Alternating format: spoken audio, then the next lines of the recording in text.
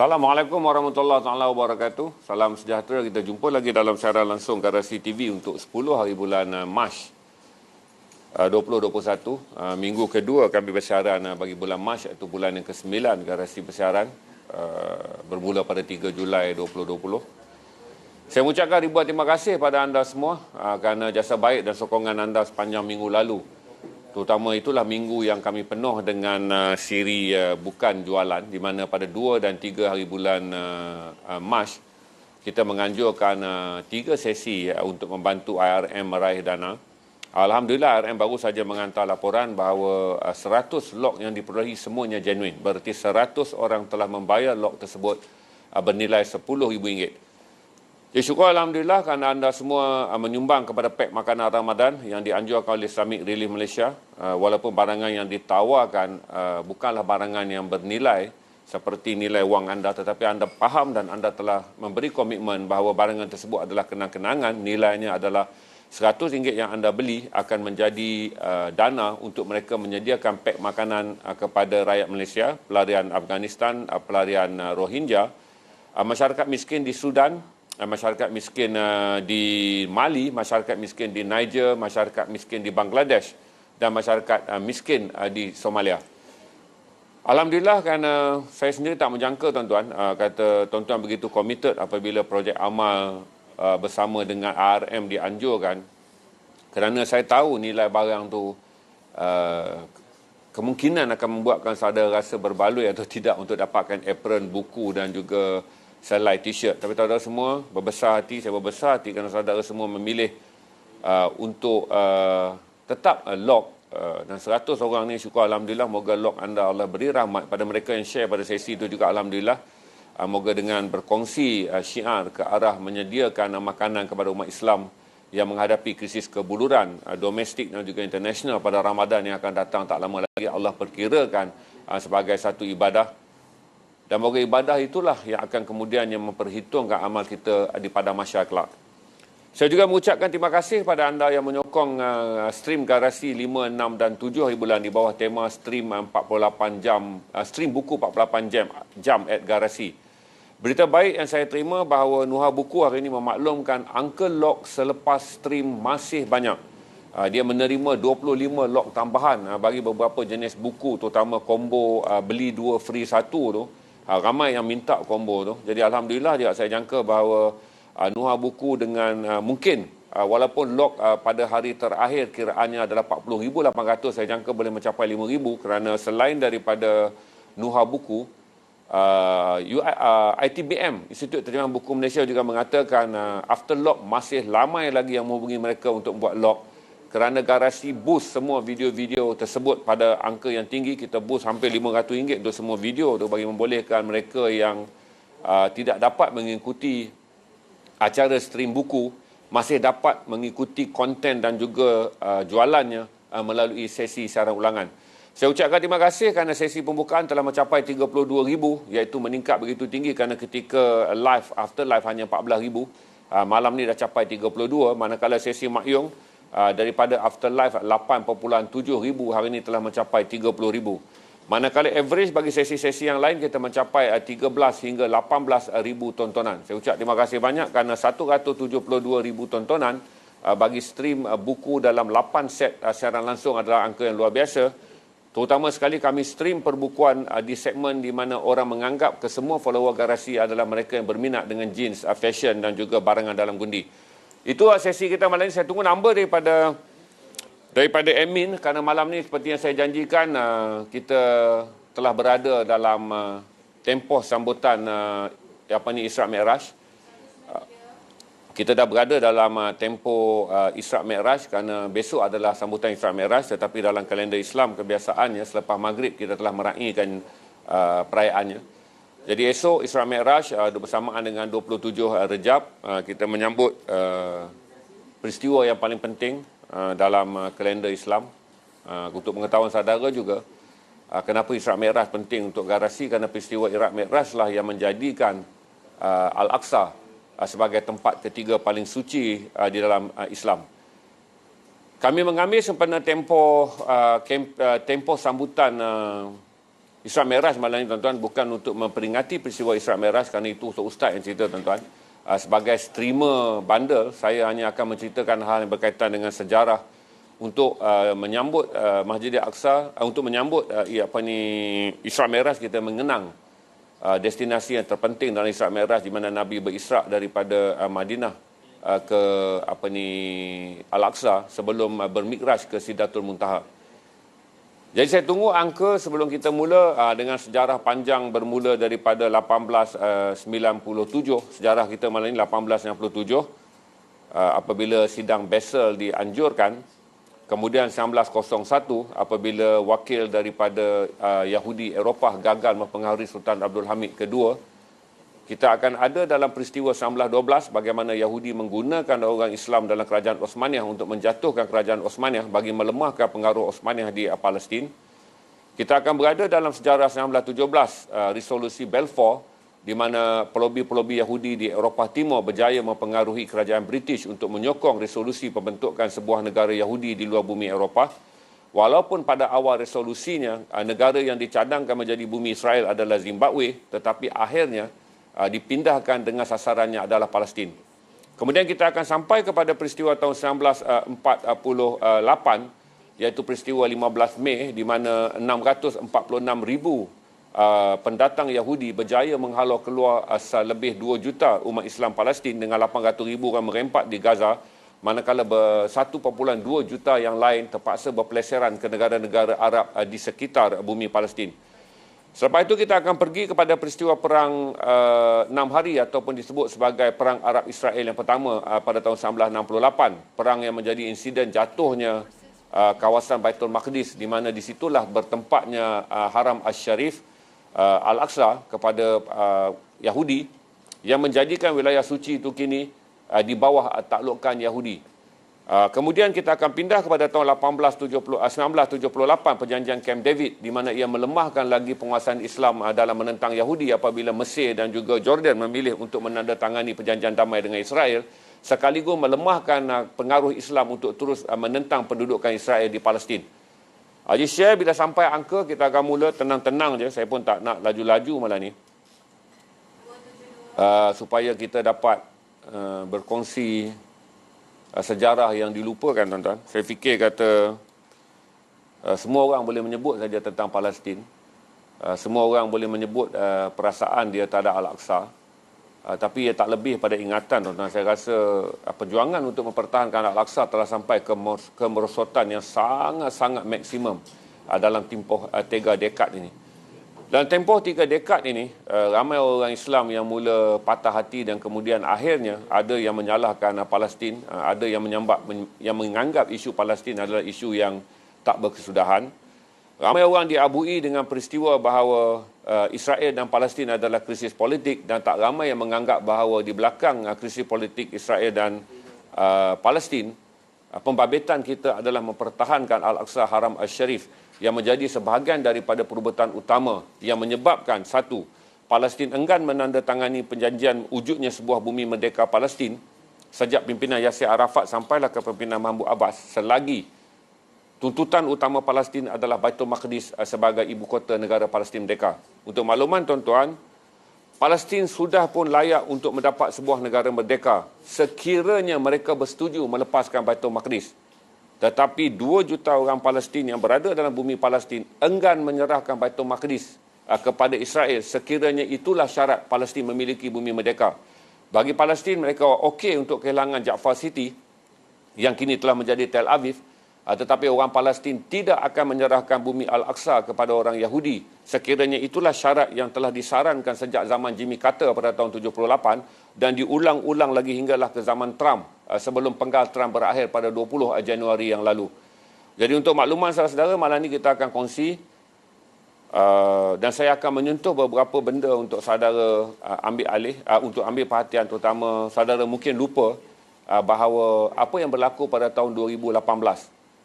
Pada tahun 2018, masyarakat Kristian di Malaysia ingin meraihkan 60 tahun jatuhnya Baitul Maqdis. Kalau saudara masih ingat ni bagaimana banyak NGO bangkit memperjuang dan menentang kebenaran yang dikeluarkan oleh pihak yang membenarkan masyarakat Kristian di Malaysia meraihkan 60 tahun jatuhnya Baitul Maqdis. Itulah kali pertama dalam sejarah di negara kita, kejatuhan Baitul Maqdis hampir diraikan secara rasmi di peringkat serantau dengan masyarakat Kristian ingin berkumpul di Melaka dan meraikannya sebagai festival orang Kristian. Mengapa ini berlaku? Dia berkait dengan peristiwa yang saya akan mulakan sekarang. Theodor Herzl lahir pada tahun 1860 di Serbia. Negerinya sekarang ini adalah Serbia. Tetapi keluarganya berpindah ke Vienna di Austria. Beliau seorang seniman, seorang pemikir, seorang yang tak boleh kita akui, seorang yang mesti kita akui sebagai cergas dan sangat pintar. Beliau adalah anak Yahudi yang berasa sangat kecewa apabila gerakan anti-Yahudi dilancarkan di Paris pada tahun 1875 ketika berusia 15 tahun. Sejak itu beliau beriktikad dengan mengatakan sekiranya di Eropah tiada negara Yahudi, dia akan berjuang untuk menubuhkan sebuah negara Yahudi di luar bumi Eropah. Sebagai seorang seniman yang berpengaruh, wartawan, seorang yang bijak berpidato, seorang yang bijak menulis, Theodor Herzl telah menganjurkan satu pertemuan yang sangat besar di Basel, Switzerland, yang mengumpulkan 266 orang cendekiawan dan hartawan Zionis yang kebanyakannya datang dari blok komunis. Untuk pengetahuan saudara, apabila Theodor Herzl menganjurkan sidang di Basel, Switzerland, 266 Yahudi yang pertama menyokong penubuhan Republik Zionis Yahudi, sebuah negara Zionis Yahudi, tidak datang dari blok barat. Seperempat datang daripada Rusia, manakala bakinya datang daripada Eropah Timur. Di kalangan 266 orang pemikir dan juga hartawan serta nasionalis Yahudi ini, terdapat 12 Yahudi yang beragama Kristian. Jadi saya jelaskan kepada saudara bahawa kombinasi Yahudi tidak lagi berpegang kepada agama Yahudi. Zionis membenarkan wujudnya konspirasi tanpa mengira batas agama. Ini saudara kena faham bahawa di dalam Zionis, Yahudi bukanlah agama rasmi. Zionis menganggap semua orang Israel dalam apa juga agama pun adalah sebahagian daripada protokol Yahudi.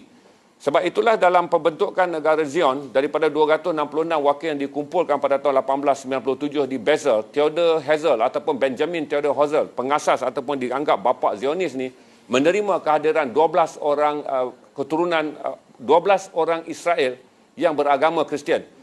Jadi sebab itu kena faham kenapa di Melaka pada tahun 2018 hampir saja masyarakat Kristian di Malaysia ingin menganjurkan peristiwa meraikan jatuhnya 60 tahun Baitul Maqdis ke tangan orang Yahudi. Jadi saudara dah faham sekarang kenapa orang Kristian di Malaysia sangat obses untuk meraikan kejayaan Yahudi, kerana sebenarnya sejak tahun 1897 apabila 266 orang pemikir Yahudi datang dan menubuhkan satu dipanggil sebagai protokol Israel ataupun protokol untuk menubuhkan The Greatest Israel, ia bukanlah protokol Yahudi. Dia adalah protokol Israel yang membabitkan orang Israel yang beragama Yahudi, juga orang Israel yang beragama Kristian.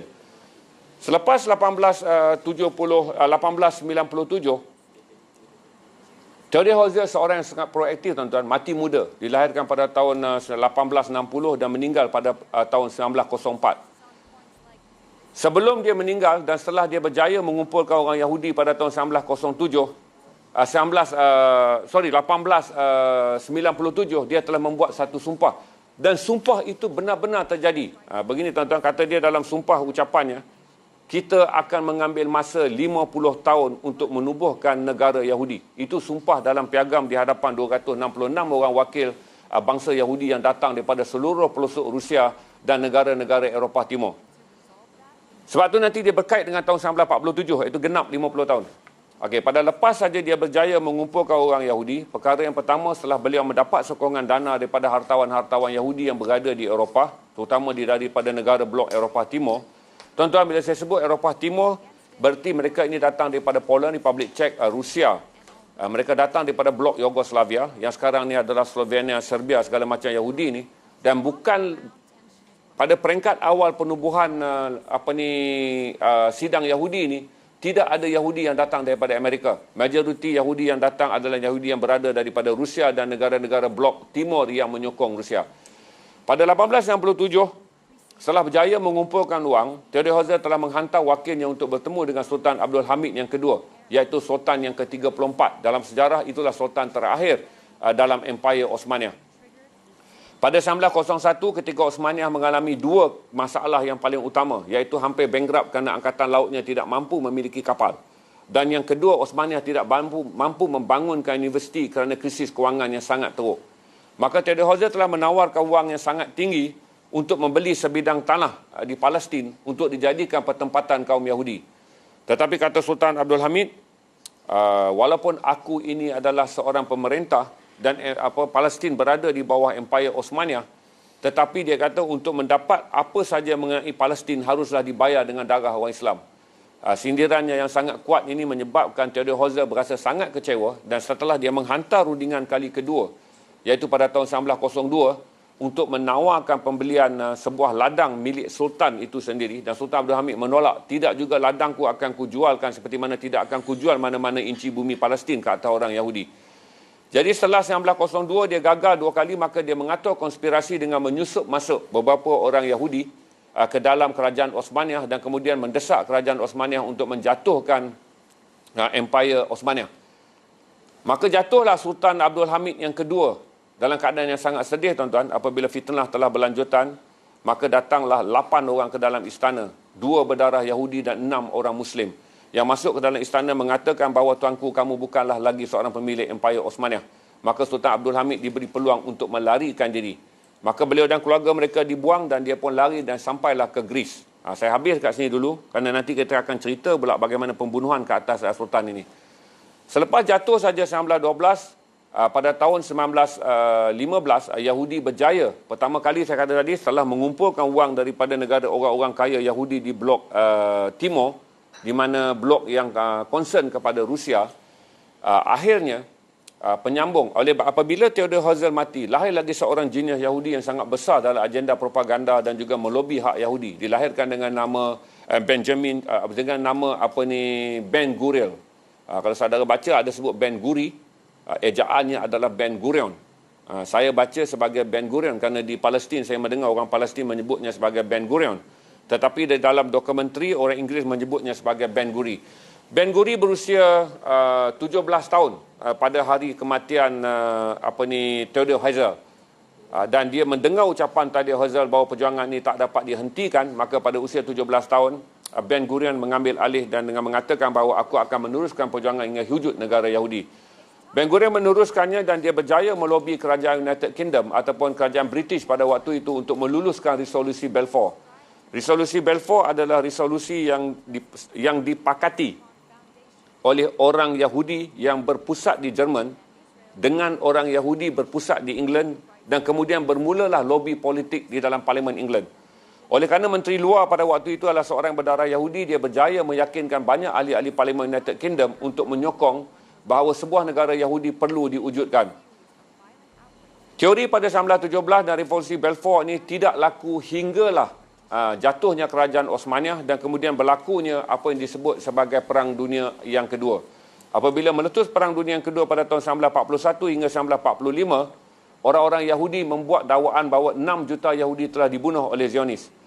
Pada ketika itu, oleh kerana orang Yahudi lah mangsa yang terbesar dalam Perang Dunia Kedua, mereka telah mendapat simpatisan ataupun sokongan daripada negara blok barat. Kerana Amerika berada dalam blok barat menentang Jerman dalam Perang Dunia Kedua, maka Amerika juga terbabit dalam konspirasi untuk menyokong resolusi Balfour 1917 yang ditandatangani oleh puak pelobi Yahudi yang tidak bernegara dengan kerajaan Britain ataupun United Kingdom yang bernegara. Ini adalah perjanjian yang aneh, tuan-tuan, kerana resolusi Balfour di mana kerajaan British mengiktiraf kumpulan orang-orang tak bernegara untuk satu masa nanti akan memiliki negara.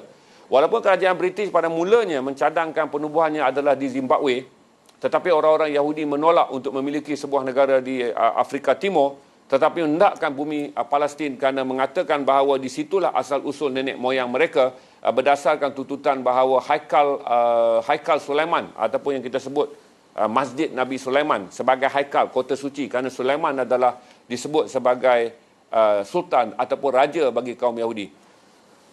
Untuk pengetahuan, tuan-tuan, ketika Perang Dunia berakhir, ada 2 yang dibimbangi oleh British.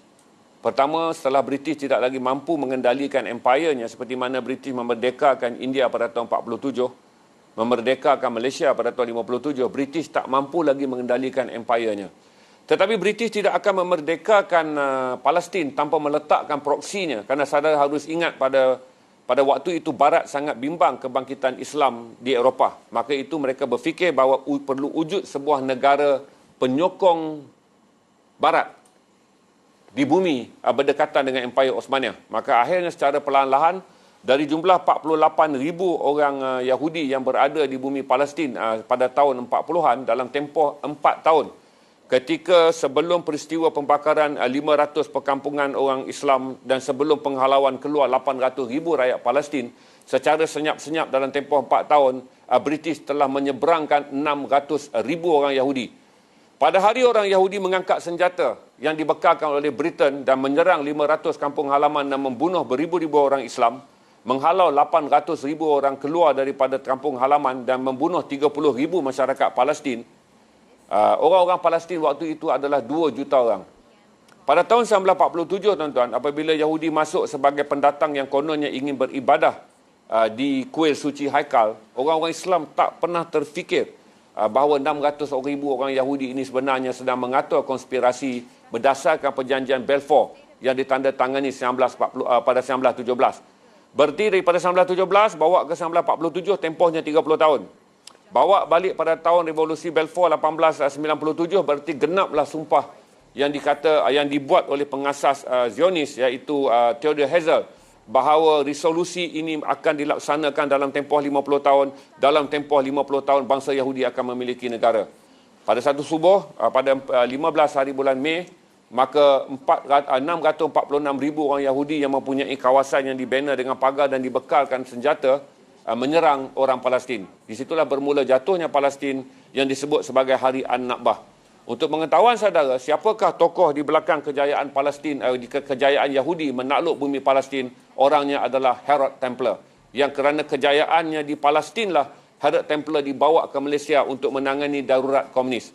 Yang akhirnya Herod Templar inilah yang ditembak mati di tangan komunis ketika dalam perjalanan ke Cameron Highland.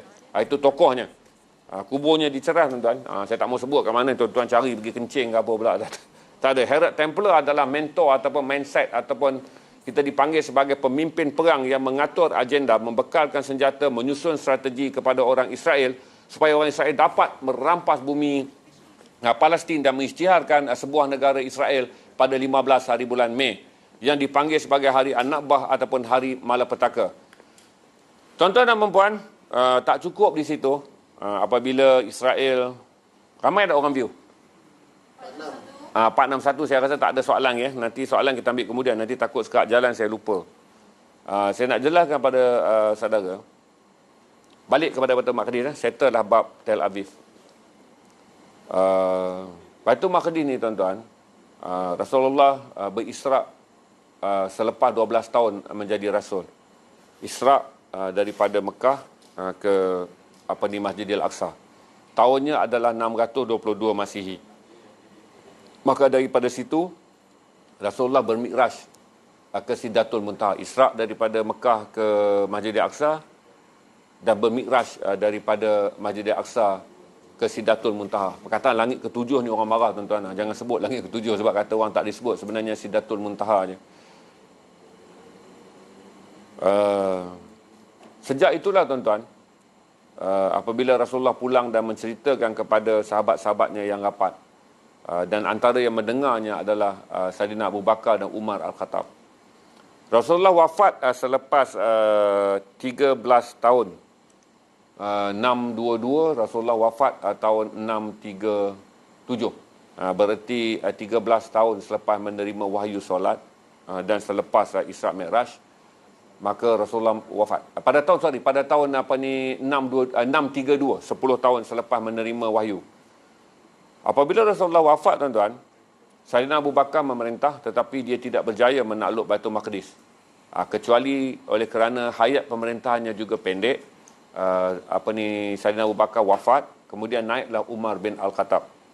Umar bin Al-Khattab ketika dia naik, dia memiliki beberapa orang pahlawan perang yang sangat hebat, antaranya Khalid bin Walid.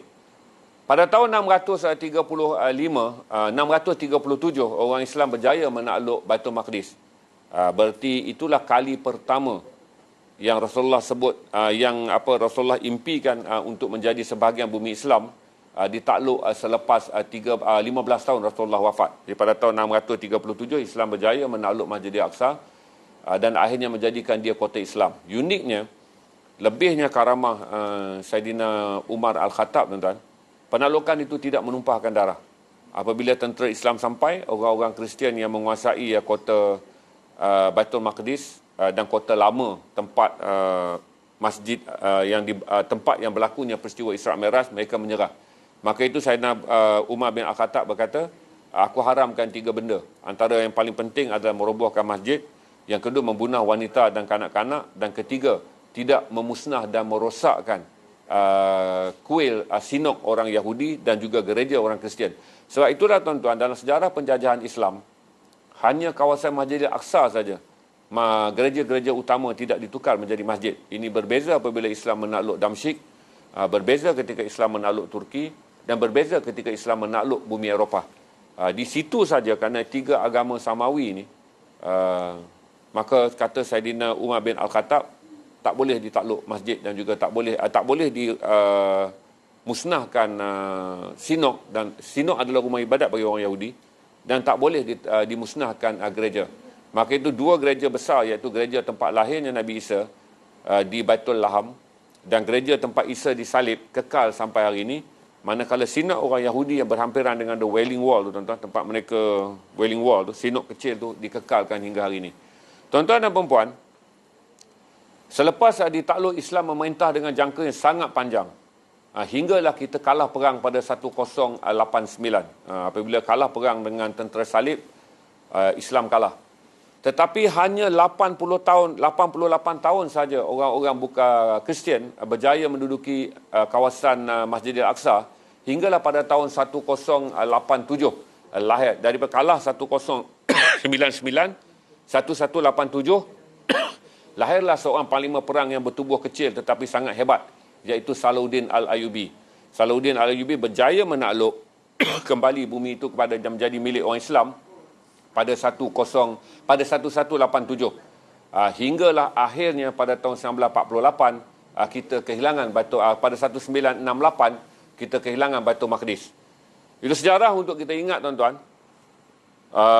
Kalau saya ingat balik 2018, tuan-tuan Google je lah, tuan-tuan akan nampak poster-poster yang kenapa pada waktu itu ramai NGO bangkit menentang Melaka nak jadi tuan rumah di atas anjuran sebuah mazhab Kristian yang ingin meraihkan jatuhnya 60 tahun Masjidil Aqsa. Ini yang saudara kena ingat bahawa tak pernah berlaku dalam sejarah negara kita, tuan-tuan. Tak pernah berlaku. Malah orang Islam sendiri pun tak pernah meraihkan hari An-Nakbah. Maksudnya, tuan-tuan, An-Nakbah diisytiharkan Yasir Arafat pada tahun 1998. Diraihkan di seluruh dunia selagi ada bumi Palestin dan selagi ada pelarian Palestin. Di Malaysia kita tak raihkan. Tidak ada keraian An-Nakbah diisytiharkan di Malaysia. Tidak ada keraian rasmi An-Nakbah dibuat di masjid-masjid, dan tidak ada keraian tidak rasmi pun. Hinggalah saya sebut 15 Mei 1948, ataupun saya sebut pada saudara bagaimana Baitul Maqdis jatuh pada perang 6 hari 5 hingga 10 Jun 1967. Tak ada siapa nak raihkan sama ada An-Nakbah ataupun nak meraihkan hari jatuhnya Baitul Maqdis. Tetapi pada tahun 2018 masyarakat Kristian, saya tak mau sebutlah mazhabnya, telah ingin menganjurkan, dan dia hampir dianjurkan, tapi alhamdulillah pada waktu itu ramai NGO Islam, pemimpin-pemimpin Islam bangkit dan membantah dengan mengatakan apa relevannya masyarakat Kristian ingin meraihkan jatuhnya Baitul Maqdis tanpa memikir sensitiviti orang Islam, kerana Baitul Maqdis adalah tempat yang paling suci, tempat ketiga yang paling suci bagi orang Islam. Saya jelaskan juga pada saudara, hingga hari ini saya tak fikir kata tuan-tuan dan perempuan, saya bukan merendahkan tuan-tuan dan perempuan, saya ada pengalaman, tuan-tuan. Ketika saya nak buat perjalanan untuk membuat liputan tentang Israel ni, saya bercakap pada generasi lama pada tahun 2005-2006, saya tidak mendapat sokongan seorang pun ketua saya. Waktu itu saya bekerja lah dengan institusi televisyen. Tak ada seorang pun yang akan menyokong dengan mengatakan, apa lagi nak bercakap tentang Palestin, apa lagi nak diperjuang pada Palestin. Orang telah menunjukkan keletihan dan juga sifat tidak pedulikan. Sejak itu sampai sekarang, tuan-tuan, bila saya menyampaikan stream ataupun kuliah di masjid, kalau saya dijemput untuk menyampaikannya pada hari An-Nakbah, saya bagi tahu kata dia bukan isu Palestin. Baitul Maqdis adalah isu sekiranya kita beriman kepada Al-Quran, maka satu ayat di dalam Al-Quran kita kena berpegang, di mana Allah menyebut itu adalah tempat suci bagi orang Islam kerana berlakunya peristiwa Isra' dan Mi'raj. Saya cuba nak menggambarkan bagaimana apabila kita bercakap terlampau lama tentang perjuangan membela Palestin adalah membela bangsa Palestin, orang akan mula menganggap Palestin bukan Melayu. Tapi bagaimana nak mengingatkan tuan-tuan bahawa Palestin sebenarnya isu tentang Islam. Orang Palestin hanyalah kebetulan, iaitu orang Islam yang mendiami tanah tersebut. Tetapi hak Masjid Al-Aqsa sebagai tempat suci yang ketiga tidak disebut di dalam Al-Quran sebagai tempat suci bagi orang Palestin. Dia adalah tempat suci bagi orang Islam.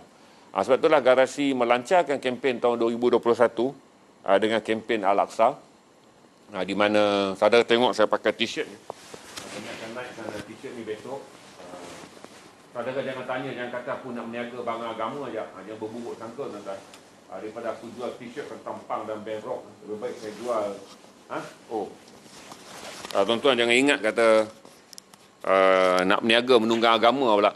Tuan-tuan setengah ni bukan boleh ni, apa-apa sikit je tonggang agama, apa-apa sikit tonggang agama. Aku jual baju band dah banyak tuan-tuan. Cuma mana lebih munasabah antara aku jual baju band dengan aku jual baju ni. Ini antara baju yang akan dilancarkan besok dalam edisi hitam putih. Ada yang putih tak? Bila saya belanja. Ini putih, ini edisi hitam. Saya tunjuk belakang sikit tuan-tuan. Ini gambarnya. Okey. Tuan-tuan jangan keliru. Banyak orang kata, ini bukan Masjid Al-Aqsa, ini adalah Dome of the Rock. Sebenarnya, perkataan Masjid Al-Aqsa adalah merangkumi kawasan yang terdapat 6 masjid. Kalau saudara Google, dia tanda masjid biru itu sebagai Masjid Al-Aqsa. Dia tanda sebagai simbol kerana itu masjid utama. Masjid Kubah biru itu adalah As-Sakrah. As-Sakrah adalah masjid apabila Nabi berisra' daripada Mekah ke Al-Aqsa.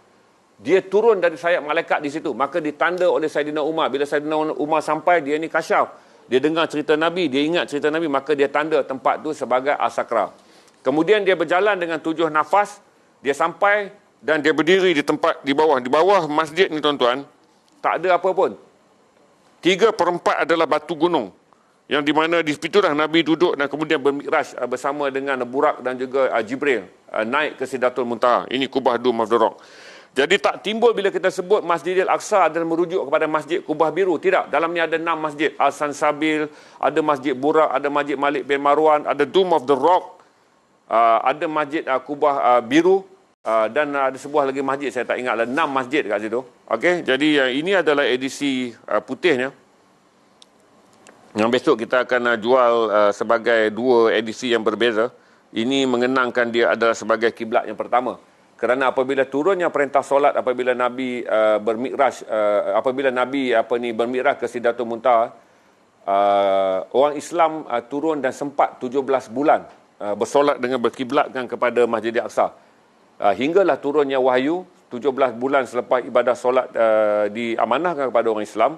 Apabila timbul seorang Yahudi mengatakan bahawa Muhammad itu membawa agama, tetapi dia bersembahyang sama dengan tempat kita tempat kita pandang, maka turunlah perintah, akhirnya kiblat kita berpindah daripada Al-Aqsa kepada kiblat kita di Mekah Al-Mukarramah. Jadi kami tanda dekat sini sebagai the first kiblat untuk mengingatkan lagi kepada saudara, inilah kiblat yang pertama 17 bulan orang-orang Islam bersolat sebagai kiblat kita.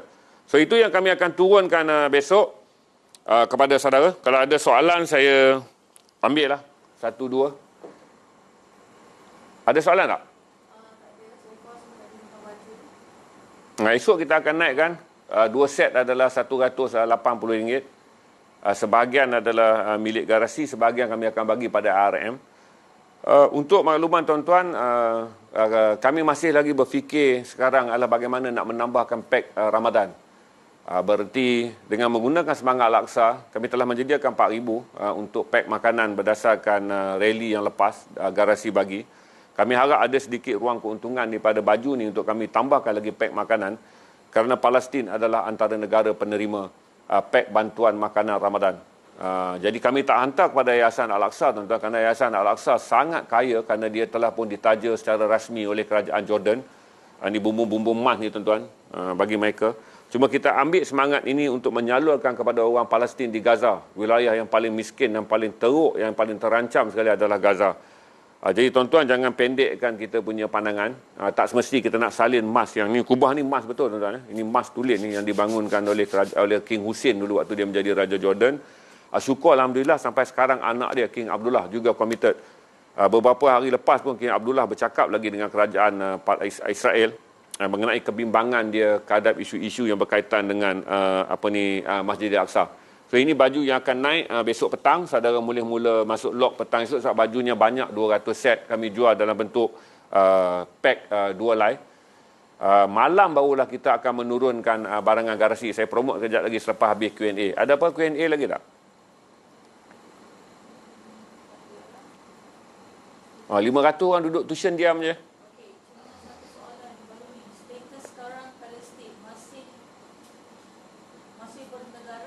Tak. Untuk pengetahuan tuan-tuan, Palestin masih tanya saya senang je lah.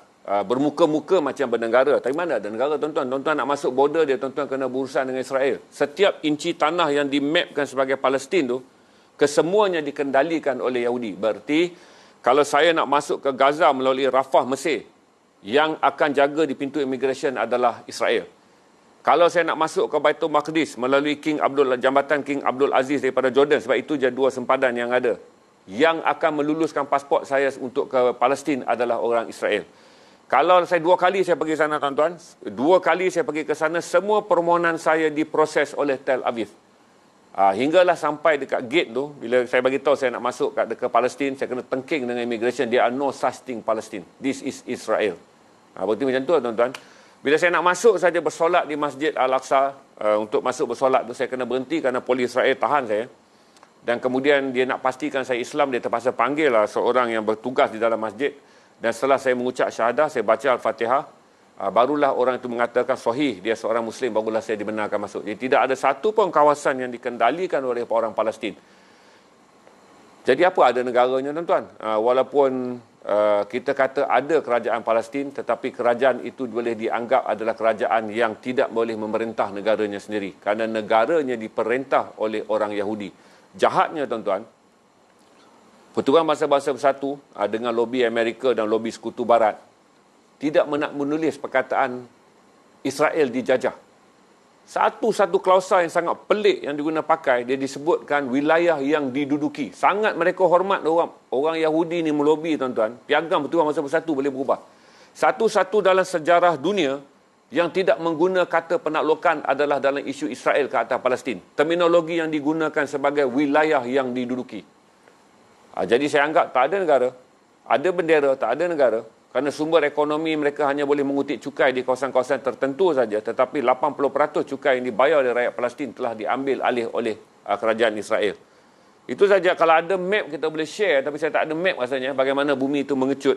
Sebab sekarang sehingga kurang daripada 28%. Kalau kita tengok peta Palestin asal tu, kurang 28%. Kalau saudara masuk tu, saudara akan nampak peta 1947 sampai peta tahun 2007. Saudara akan nampak garisan hijau yang diduduki oleh Palestin menyusut dan sekarang tak sampai 28% daripada bumi asal Palestin masih milik orang Palestin. Soalan yang lain? Okey, dia orang tanya tentang Kubah, Dome of the Rock tu. Di mana kita terletak di batu tergantung? Adakah di Bohong. Tak ada batu tergantung, tuan-tuan. Tak ada batu tergantung. Bid'ah, fitnah. Okey, dalam Dome of the Rock ni, kenapa dia dipanggil Dome of the Rock, kubah batu? Okey, saudara masuk dalam ni, 3/4 adalah bukit. Bukit yang naik sampai tinggi macam ni. Bukit tinggi macam ni. Untuk menghormati kedudukan bukit ni, kerana Nabi sampai, ada kubah As-Sakra warna biru. Itu Nabi Isra', dia turun di situ daripada sayap Jibril. Kemudian Nabi berjalan mengikut cerita Nabi kepada Saidina Umar. Dia berjalan dengan 7 hela nafas. Maka saya ingat sampailah daripada bawah ni sampai ke tempat ni. Di sini Burak menanti di sini. Masjid Burak ada di belakang di sini. Di sini Burak menanti. Maka Nabi bermikraj ke Sidratul Muntaha daripada salah satu puncak di atas bukit yang ada dalam ni.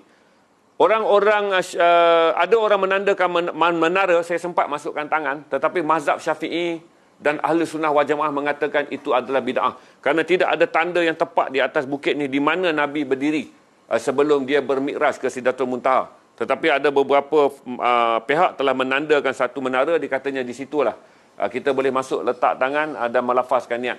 Tetapi semua ulama-ulama daripada Ahlussunnah wal Jamaah mengatakan itu adalah bid'ah kerana tidak ada sirah yang menyokong tapak yang tepat tempat Nabi berdiri. Sebab keluasan benda tu dia hampirlah 1,5 gelanggang badminton. Jadi tak tahu di dalam kawasan puncak bukit tu di mana tepat tapak Nabi berdiri sebelum bermikraj ke Sidratul Muntaha. Ini berada di bawah Dome of the Rock. Dome of the Rock ni kalau solat Jumaat, Dome of the Rock ni nanti kita akan keluarkan edisi As-Sakra. Dome of the Rock ni di sini menghadap pintu masuk. Okey, yang di depan tu As-Sakra. Kalau solat Jumaat, wanita akan bersolat di sini. Jarak daripada sini pergi ke sana lebih kurang 30 meter. 30 meter adalah dataran lapang. Jadi orang lelaki bersolat di As-Sakra. Jadi timbul banyak perdebatan. Setengah mengatakan Masjid As-Sakra itulah lagi penting. Ada yang mengatakan Dome of the Rock. Tapi kalau tanya saya, keseluruhan kawasan tu disebut Masjid Al-Aqsa suci. Kerana haram bagi orang kafir pijak kawasan tu. Jadi di antara masjid-masjid itulah terdapat Masjid Al-Sansabir, terdapat Masjid Kubah. Batu, okey, bila masuk ke dalam ni tuan-tuan, yang saya kata gunung tadi kan. Gunung tadi ada satu batu timbul kat sini. Batu tu seperti mulut jerung. Dia seperti mulut ikan jurung. Jadi kita turun gua tu, kita masuk ke dalam masjid tu. Itu pun masjid juga, masjid di dalam masjid.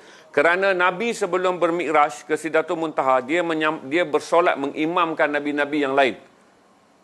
Ni dalil soheh tuan-tuan. Goib kena percaya, ini dalil yang soheh. Dia mengimamkan yang apa nabi-nabi yang lain sebelum dia pergi bermikraj dan menerima arahan solat yang kita amalkan hingga hari ini. Benda tu, lubang dia tu nampak macam mulut ikan paus. Jadi orang kata kononnya bila Nabi nak naik ke langit, batu tu pun nak ikut. Cerita yang tak ada kena mengena tuan-tuan. Kalau tuan-tuan pergi, dia adalah lubang yang digali oleh pengembala lembu untuk dijadikan tempat tinggal bermalam apabila mereka pengembala biri-biri, tempat yang mereka jadikan tempat penginapan apabila mereka bermalam untuk mengelakkan cuaca sejuk. Jadi lubang itulah yang terbentuk gua, yang kalau kita masuk tuan-tuan, dia court badminton separuh tu, dia suku. Luas dia bolehlah solat dalam 10-15 orang. Tetapi kebanyakan orang mengamalkan berada di dalamnya itu adalah mengamalkan bacaan Al-Quran. Ramai orang khatam Quran dengan berada di gua tu. Sebab dia adalah bukit besar di bawah kubah kuning, di sana ada batu. Bukan batu tergantung. Dia adalah sebuah gua. Di dalam gua itulah Nabi bersolat bagi kali terakhir dengan solat yang lama. Sebelum bermikraj ke Sidratul Muntaha dan menerima perintah solat yang baru. Tak ada batu tergantung. Okey, next soalan tentang fungsi Hamas dengan Fatah. Okey, Hamas dan Fatah lama berbalah. Hamas dan Fatah lama berbalah tuan-tuan. Daripada Yasir Arafat dulu. Dia berbalah mudah saja. Apabila perjanjian damai 1978 dianjurkan oleh Jimmy Carter, dipanggil perjanjian Camp David. Berarti waktu itu moral Palestin jatuh sangat rendah kerana penyokong kuat Islam yang berperang untuk tahun 67 tuan-tuan, bila perang ni berlaku, yang berperang 3 negara. Ni saya ceritalah. Pada perang tu, ni malun-malun Arab yang ada minyak banyak ni berjanji akan menghantar bantuan kerana mereka yang berjiran dengan Israel, semua negara miskin, tak ada minyak. Syria nak perang, Jordan nak perang, Mesir nak perang. Malun-malun kaya minyak ni, Saudi, Kuwait, Qatar, UAE semua berjanji akan membantu. Tetapi apabila sampai 5 hari bulan Jun 1967 hingga 10 hari bulan Jun 1967, perang 6 hari tu, tiada bantuan daripada negara-negara kaya. Akhirnya walaupun orang Islam menyerang Israel, kalah hinggalah orang Islam kehilangan tanahnya. Iaitu Israel, Mesir kehilangan Semenanjung Sinai, Jordan kehilangan tebing barat, Bukit Golan, Lebanon kehilangan lembah Beka, Syria kehilangan Bukit Golan. Peristiwa di mana 3 negara Islam ini menyerang, tetapi apabila Israel menyerang balas, kita kehilangan bumi Islam lebih luas. Dan itulah jatuhnya mutlak bandar Baitul Maqdis. Ini katanya saya dosa raja-raja Arab dan dosa orang-orang Arab yang menipu, yang berjanji untuk membantu tetapi tidak membantu. Perjuangan perang ini berlaku pada era Yasir Arafat, bukan Yasir Arafat, pada era Anwar Sadat. Apabila kalah perang, Israel menjadi semakin kuat dan negara-negara Arab yang kaya minyak menjadi semakin berada di bawah telunjuk Amerika dan telunjuk United Kingdom. Mesir bersendirian, negerinya miskin. Dia boleh kalah perang pada bila-bila masa kalau Israel menyerang lagi. Sebab dalam perang di terusan Swiss dia kalah. Dalam perang tahun 1996, perang terusan Swiss adalah tahun 65. Perang dengan Israel dalam perang 6 hari adalah perang tahun 67. 2 kali Mesir kalah perang. Maka akhirnya Mesir berada dalam keadaan gugup. Presiden Jimmy Carter berkata bahawa dia boleh menahan Israel daripada menyerang Mesir. Dia boleh menahan Israel daripada menyerang Jordan. Akhirnya dua negara ini telah menandatangani perjanjian. Itulah perjanjian pertama yang ditandatangani di Camp David tahun 1978. Menjadi dua negara Islam yang pertama mengiktiraf Israel wujud dan sebuah negara Israel berdaulat wujud. Ini yang baru sign ni, yang maklum baru ni. UAE ni, coming soon, Bahrain, Qatar, Sudan. Ini semua maklum baru yang akan sign untuk mengiktiraf Israel sebagai sebuah negara merdeka. Agak sulit nak terima benda ni tuan-tuan, tapi begitulah. Oleh kerana ramai yang berpaling daripada melihat dia macam ni, oleh kerana berita dan juga agenda media barat, dia sentiasa menyebut ini adalah perang Palestin, ini adalah perang Palestin. Lama kelamaan mereka berjaya menanam dalam fikiran kita ini adalah perang Palestin untuk mencari sebuah negara merdeka. Tak ada siapa yang simpan dalam hati dia mengatakan ini adalah perang orang Palestin mempertahankan Masjidil Aqsa bagi pihak umat Islam yang lain, kerana Masjidil Aqsa adalah bandar suci kepada semua orang Islam. Dia tak ada kena-mengena soal Baitul Maqdis ni dengan orang Palestin. Orang Palestin yang mempertahankannya pun adalah kerana ini adalah tempat yang disebut Al-Quran sebagai tempat ketiga paling suci bagi orang Islam. Hamas dengan tu berpecah apabila tahun 78 bila ada tanda tangan perjanjian. Puak-puak daripada Syekh Allah. Boleh saya lupa. Satu pihak Yasir Arafat daripada PLO. Masa tu ada PLO aja. Kemudian Syekh apa yang buta Abdul Aziz Rantisi punya guru ni? Allah. Syekh Muhammad Yasin. Noor dia ingat Syekh Muhammad Yasin tak bersetuju. Syekh Muhammad Yasin kata kenapa perlu kita menandatangani perjanjian damai dengan musuh yang telah jelas merampas negara kita dan membunuh kaum keluarga kita. Tapi pada waktu tu Yasir Arafat kata kalau tidak ada tanda tangan dia akan ditindas dengan lebih teruk. Apatah lagi dia tidak lagi mempunyai sokongan daripada Mesir dan juga Jordan. Maka perjanjian tanda tangan inilah menyebabkan Palestin berpecah dua. Orang Palestin yang berada di Gaza menyokong Hamas dan orang Palestin yang berada di tebing barat menyokong PLO. Tetapi dalam tahun 2000-an yang lepas, satu perjanjian telah dicapai, mereka telah membentuk kerajaan bersama. Di mana dalam perjanjian tersebut, orang daripada parti PLO akan menjadi Fatah. Orang daripada Fatah akan menjadi presiden, iaitu Mahmud Abbas yang jadi presiden, dan Perdana Menteri akan datang daripada mereka, daripada parti Hamas, iaitu Ismail Haniyeh sekarang menjadi Perdana Menteri. So isu perpecahan dah tak timbul tuan-tuan. Hamas dan juga Fatah boleh dianggap sebagai satu parti yang mewakili orang Palestin tetapi berada di dua wilayah yang berbeza. Sebab Palestin ini dibelah dua tuan-tuan. Yang mana yang tinggal di pesisiran pantai dihambat duduk di wilayah panjang di Pelanggir Semenanjung Gaza. Mana yang dulunya lari untuk berada di sempadan Syria dan Bukit Golan terhambat dan berada di tebing barat. Di mana di tebing barat inilah wujudnya bandar Baitul Maqdis. So tak timbul isu dah sekarang.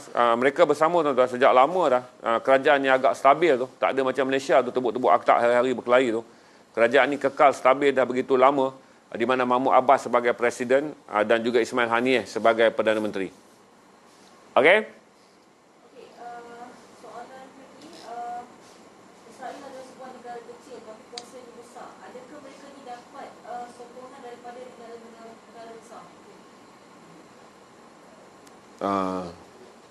Jawapan dah lah tu.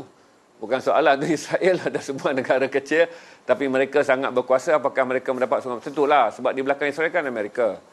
Di belakang dulu semasa nak menubuhkan Israel, penyokong utamanya adalah British, kerana Palestin adalah tanah jajahan British. Tetapi tahun 70-an apabila berlaku era perang dingin, era Amerika membangunkan banyak persenjataan dan Israel Israel adalah pembekal utama senjata, kategori senjata ringan, bukan jet, bukan apa, tapi senjata tempur. Mereka adalah pengeluar senjata tempur, antara senjata tempur yang terbaik di dunia, tuan-tuan. Jadi sekarang penyokong utama Israel adalah Amerika. Dah tentulah kalau Amerika sokong, tuan-tuan, sekutu barat dia plus Kesatuan Eropah plus dengan United Kingdom akan menyokong Israel.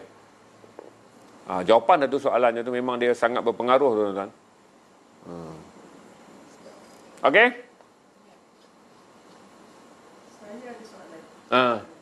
Okay, boleh tak ulas tentang deal of the century Donald Trump? Apa yang berlaku kepada deal itu setelah berakhirnya kuasa Donald Trump di Amerika? Ada seorang tamu di studio, dia tanya deal Donald Trump tu. Saya rasa deal tu akan berjalan, tuan-tuan. Walaupun ketika pilihan raya antara Trump dengan Biden, saya pernah menyatakan kepada saudara, kita mengharapkan Biden, sekurang-kurangnya Biden dapat merubah, kerana Trump memang nampak cenderung untuk menjadikan Baitul Maqdis sebuah bumi merdeka untuk Israel. Dan dasar Trump akan selama-lamanya menjadikan wilayah Palestin yang wujud adalah wilayah ladang, wilayah apa di tanah padang pasir dan juga kebun zaitun. Tapi apabila Biden naik, saya fikir kata masalah utama Biden, masalah bukan masalah. Masalah utama Palestin adalah orang-orang Arab tidak lagi menyokong Palestin. Sebab tu saya fikir kata di bawah dasar neutralisasi ataupun liberalisasi ekonomi, Amerika seperti memberi satu kata dua. Berarti untuk memakmurkan ekonomi, sekiranya negara-negara ini terus ingin berdagang dengan Amerika, mereka perlu menerima, mereka perlu ada hubungan diplomatik dengan dengan Israel. Dan saya lihat, tuan-tuan, sama ada kita nak bergantung pada raja-raja Arab ni. Pasal negara-negara yang menyokong ni semua negara beraja, kecuali Sudan. Negara pertama yang sign UAE, sebuah negara kerajaan monarki Arab. Yang akan sign lagi adalah Bahrain. Saya percaya Qatar juga akan sign, dan saya percaya UAE juga akan sign. Sudan dah tentu, sebab Sudan negara miskin. Mereka berada dalam senarai hitam sejak zaman Omar Bashar. Bila Omar Bashar jatuh, apabila Sudan nak mengeluarkan dia daripada senarai hitam dan ingin memakmurkan negaranya, dia terpaksa ikut telunjuk Amerika. Paling teruk adalah Maghribi, tuan-tuan. Pendidikan mengenal sejarah Yahudi akan diajar dalam sistem pendidikan. Tuan-tuan boleh bayangkanlah Maghribi ni, tuan-tuan. Negara yang kita anggap satu masa adalah nadi Islam di bumi Afrika pun akur. Berarti kalau ke-6 negara ni menandatangani perjanjian dengan Israel, kita akan kehilangan 8 negara utama dalam OIC. Sebab kita hanya tunggu Saudi je. Kalau Saudi sign juga, tuan-tuan, hanya tinggal Malaysia dan Indonesia sajalah, dan Turki. 3 negara yang akan menjadi negara yang akan menyokong Palestin, tetapi kita secara geografi berada dalam keadaan yang jauh daripada Palestin. Yang tinggal nampak kata sekarang ni konsisten adalah Turki, tuan-tuan. Tak bagi muka dia dengan Israel. Tapi saya fikir kata plan Trump tu akan diteruskan oleh Biden, kerana masalah utamanya orang-orang Islam sendiri sudah tidak bersemangat untuk memulaukan Israel. Okey? Kita dah sejam ni. Okey, 600 lebih view ni dah dia nak tanya apa sikit boleh lah, tapi saya boleh bagi tahu pada saudara kata krisis yang tak pernah berlaku dalam sejarah, tuan-tuan. Saya ingat lagi teruk-teruk raja-raja yang ada dulu. Raja-raja Saudi kita kutuk King Fahad ni, tuan-tuan. King Fahad ni arwahnya ni. Marhum King Fahad ni konsisten, tuan-tuan. Sangat konsisten dalam apa jua keadaan. Dialah penyokong utama Palestin. Tetapi saya fikir dengan masalah politik yang dialami oleh Putra Salman ni, dengan masalah peribadi yang dia ada sekarang, saya fikir dia akan menjadi pemimpin Saudi yang akan akur kepada Amerika, kerana dia ada kes jenayah, kerana dia pun terlibat dengan money laundering semua, tuan-tuan. Saya fikir kata kita tak boleh, saya fikir kata akhirnya Palestin ni akan menjadi sebuah negara yang terbiar. Sebab tu saya ingatkan saudara kata rentet untuk kehilangan Baitul Maqdis ni nipis seperti kulit bawang ni. Kita tunggu je kalaulah Saudi akhirnya bersetuju juga memberi pengiktirafan politik kepada Israel, berarti Baitul Maqdis yang sekarang ini secara tak rasmi dianggap sebagai ibu kota Israel oleh Amerika akan diiktiraf oleh negara-negara yang lain. Saya fikir kata akhirnya kita terpaksa bergantung kepada kuasa-kuasa seperti Jerman, Itali, kerana Jerman dan Itali dan France nampaknya tidak mengiktiraf kedudukan Amerika, ingin mengiktiraf Baitul Maqdis sebagai ibu negara bandar Israel. Jadi orang-orang Islam daripada Malaysia, kita lah kalau ada delegasi daripada Malaysia, Singapura, Brunei dan juga Turki terpaksa melobi kuasa-kuasa besar yang lain termasuk Jerman dan juga Perancis dan Itali untuk kekal menyokong untuk tidak menandatangani persetujuan bahawa Baitul Maqdis adalah ibu negara bagi Israel. Nampaknya begitulah, tuan-tuan. Kita terpaksa bergantung pula pada orang kafir Kristian ni. dari Eropah, terutama negara-negara ekonomi mapan dan mempunyai kuasa politik untuk menyokong kita. Sebab saya fikir dan last kali kemungkinan negara-negara Islam akan bergantung pada Rusia untuk menjadi satu daripada 5 kuasa veto yang akan menyokong Palestin dalam isu untuk menidakkan hak Israel mengisytiharkan Baitul Maqdis sebagai ibu negara dia. Okey? Okey, ada yang minta ulang tentang Anwar Sadat. Dia kata ada yang mengatakan dia ditembak masa dia tengah berucap. Betul lah tu sejarahnya. Anwar Sadat adalah pemimpin yang hebat kerana pada saya Anwar Sadat yang berani berperang, tapi dia kalah perang tuan-tuan sebab dia ditipu. Anwar Sadat pada waktu tu Raja Hussein, King Hussein di Jordan, Anwar Sadat di Mesir. Saya tak pasti sama ada Hafiz al-Bashar sudah memimpin waktu tu atau atuknya di Syria. 3 negara ni adalah negara yang bersempadan dengan Israel. Jadi mereka bersetuju untuk berperang. Tapi 3 negara tak ada minyak dan tak ada duit.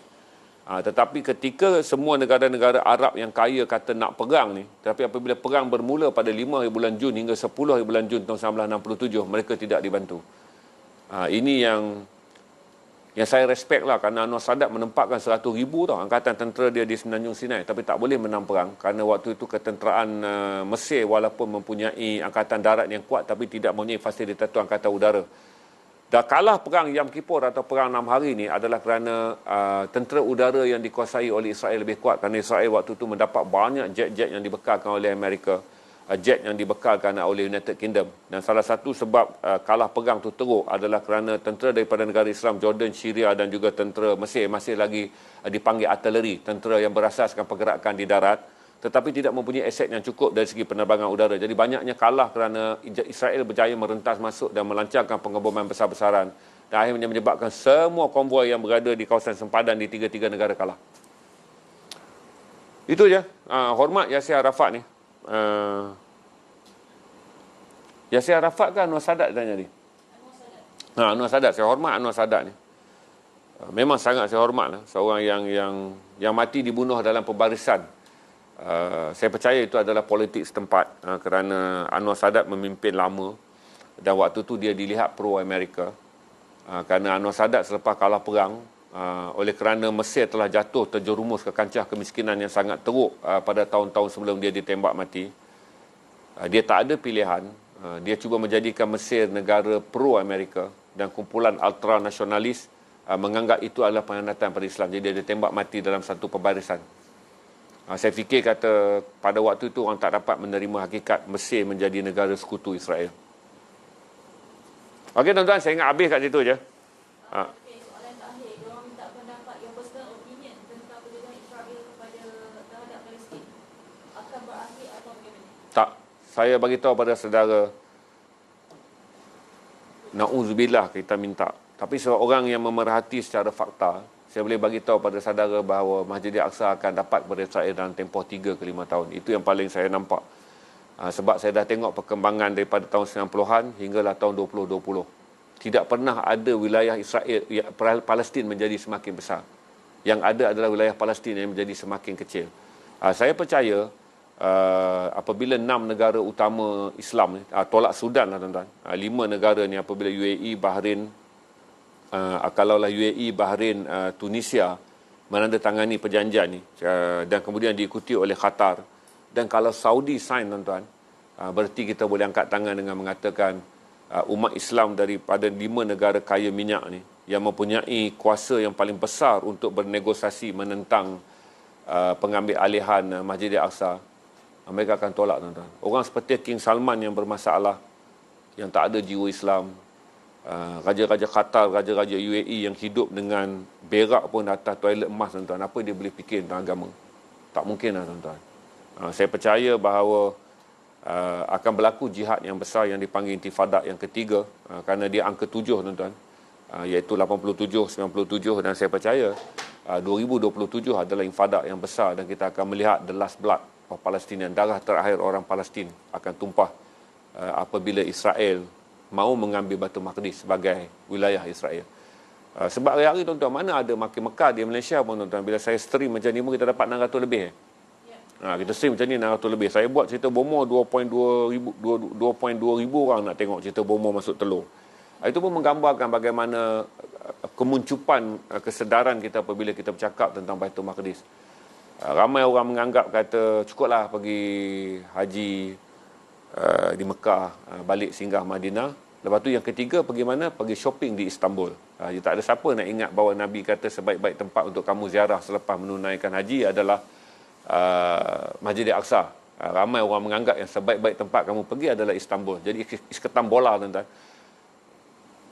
Ada tak orang yang apabila sebelum dia nak pergi Mekah ni tuan-tuan, dalam hati dia adalah ada Masjid Al-Aqsa? Tak ada tuan-tuan. Ramai sampai level tu orang-orang yang dalam keadaan itikad yang suci ni pun tuan-tuan, dia teringat Kazak sebab nak beli kapet.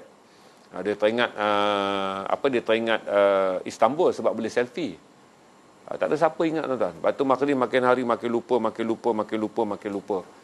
Setiap kali saya stream dengan saudara 600 lebih saudara yang dengar ni pun saudara rasa macam refresh lah. Macam berdapat macam benda baru Sedangkan daripada kecil tuan-tuan, kita dibesarkan oleh ibu bapa kita dibesarkan oleh berita, dibesarkan oleh kesedaran.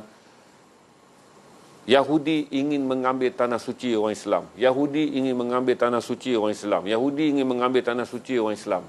Sampai hari ini tuan-tuan pun rasa macam letih nak dengar perkataan yang sama.